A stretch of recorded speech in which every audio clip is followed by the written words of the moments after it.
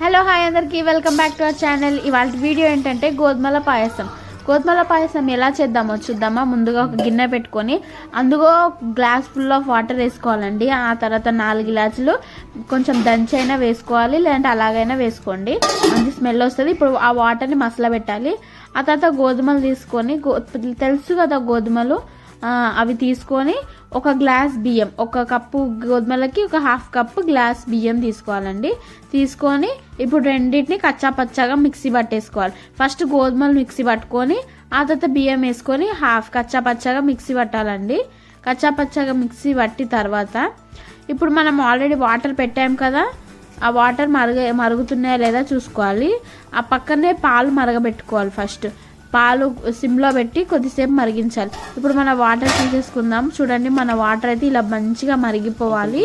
ఇలా బాగా మరుగుతున్నప్పుడు దీంట్లో మనం ఏదైతే మిక్సీ పట్టుకున్నామో బియ్యము, ఆ బియ్యం ఇందులోకి వేసేసుకోవాలి. బియ్యం ఇంకా గోధుమలు రెండు వేసుకొని మంచిగా సిమ్లో పెట్టి కలపాలండి. చూడండి, వీడియోలో చూపిస్తున్న విధంగా కలిపేసుకోవాలి.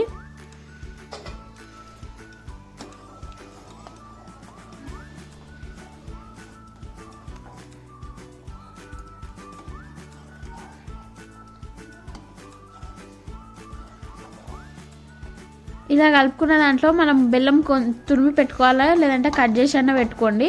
సో బెల్లం కట్ చేసి పెట్టుకొని ఒక చిన్న కప్పు బెల్లం తీసుకోవాలి. మన గోధుమలు ఒక కప్పు కదా, దానికి ఒక చిన్న కప్పు బెల్లం తీసేసుకొని మన ఈ గోధుమల పాయసంలో వేసేసుకోవాలి. ఇప్పుడు మన పాలు ఏవైతే మరుగుతున్నాయో వాటిని కూడా వేసేసుకోవాలి. పచ్చి కొబ్బరి తురిమి పెట్టుకున్నామండి.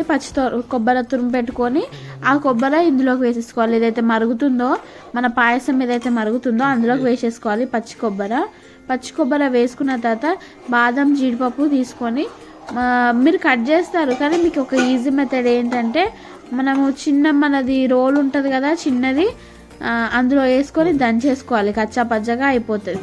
అదే కట్ చేసుకున్నాం అనుకోండి, అవి అటు ఇటు పోతుంటాయి, టైం టేకింగ్ ప్రాసెస్. చూడండి, బాదం ఇట్లా దంచుకునే దాంట్లో వేసుకొని కచ్చా పచ్చగా దంచుకుంటే సరిపోద్ది. బాదం ఇంకా కాజు రెండు తీసుకొని కచ్చా పచ్చగా దంచుకోవాలి.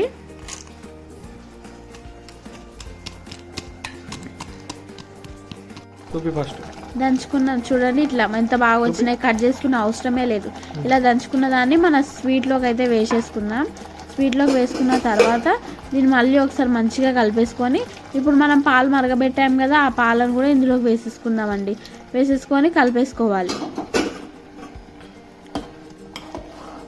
ఇప్పుడు ఇదంతా ఒక్క మరుగు వచ్చిన తర్వాత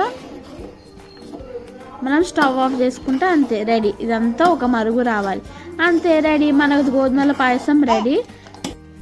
ఇంకా మరెన్నో వీడియోస్ కోసం ఆ వీడియోని అయితే లైక్ చేయండి, సబ్స్క్రైబ్ చేయండి, బెల్ ఐకాన్ని క్లిక్ చేయండి. Thank you. ఇంకెన్నో వీడియోస్ కోసం మర్చిపోకుండా సబ్స్క్రైబ్ చేయండి. మా షార్ట్ వీడియోస్ కూడా తప్పకుండా చూడండి. బాయ్. చూడండి, మా మమ్మీ అయితే ఇప్పుడు టేస్ట్ చేస్తారు. చూడండి, వావ్, నాకైతే చూడగానే నచ్చేసింది. చల్లారిన తర్వాత అయితే చాలా టేస్టీగా ఉంటుంది. Thank you. బాయ్. సబ్స్క్రైబ్.